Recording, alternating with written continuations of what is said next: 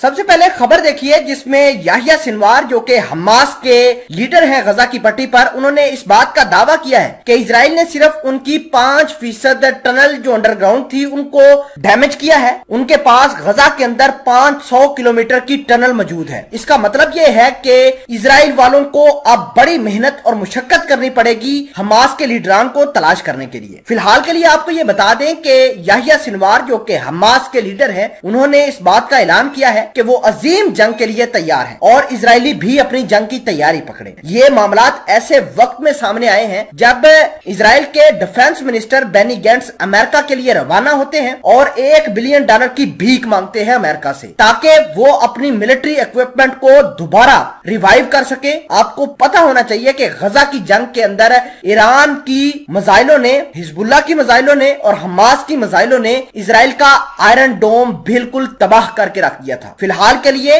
इस खबर को डिटेल में समझने के लिए हम छोटी सी गुजारिश करते हैं उन दोस्तों से, जो दोस्त हमारे इस चैनल पर पहली बार आए हैं वो चैनल को सब्सक्राइब कर लें, घंटी के निशान को दबा लें ताकि हसनाट टीवी की एक एक वीडियो आप तक बर वक्त पहुंचती रहे। सबसे पहले अहम बात यह है कि हमास ने कहा है कि वो अजीम जंग के लिए तैयार है और इजराइल वाले भी जंग की तैयारी पकड़े। दूसरे नंबर पर अहम बात यह है कि हमास ने कहा है कि उनकी जो टनल थी, जो इजराइल ने सिर्फ उनको टारगेट किया है, वो 5% तबाह हुई हैं। अभी भी 90% ऐसी टनल मौजूद हैं गजा की पट्टी पर जिनको इजराइल नहीं जानता या इजराइल को पता ही नहीं है। आपको यह बता दें कि 500 किलोमीटर की टनल जो गजा की पट्टी पर मौजूद है, हमास उनको सिर्फ इस वजह से इस्तेमाल करता है ताकि वो इजराइल के ऊपर अटैक करता है। हमास के लीडर याहिया सिनवार का यह भी कहना है कि तल अवीव के अंदर यानी इजराइल के शहर के अंदर हमास के 1000 के करीब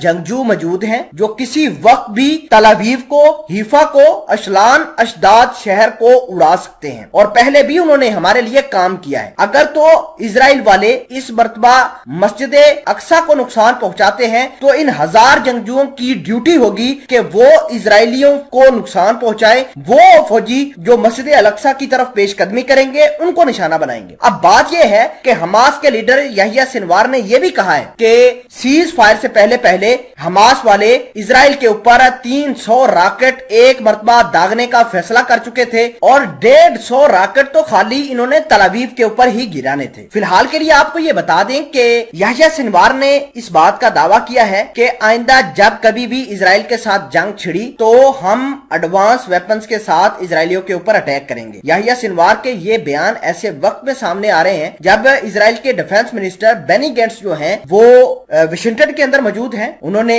$1 बिलियन की अमेरिका से भीख मांगी है कि हमारे आयरन डोम तबाह हो चुके हैं, हमारे बहुत सारे वेपन्स तबाह हो चुके हैं और $1 बिलियन अमेरिका इमदाद करे इजराइल की ताकि वो अपनी मिलिट्री सुपीरियरिटी जो है वो बरकरार रख सके दुनिया के ऊपर। आपको ये भी मालूम होना चाहिए कि जो इजराइल के डिफेंस मिनिस्टर हैं उन्होंने ईरान के हवाले से बातचीत करी है, गजा के बारे में बातचीत करी है, गजा को दोबारा रीबिल्ड करने के लिए पैसे मांगे हैं और ये भी कहा है कि हमास को, इसके अलावा हिजबुल्लाह की तंजीम को बहुत ज्यादा रुपए पैसे ईरान दे रहा है और हर साल देता है। ईरान इनके लीडरान को अपने मुल्क में बुलाकर बहुत सारी ट्रेनिंग देता है वेपन्स चलाने की और वो फिर लोग आकर इजराइल को दहलाते हैं, लिहाजा अमेरिका ईरान के खिलाफ कार्रवाई करे। तो ये बातचीत आजकल मशरक़ वस्ता के अंदर चल रही है।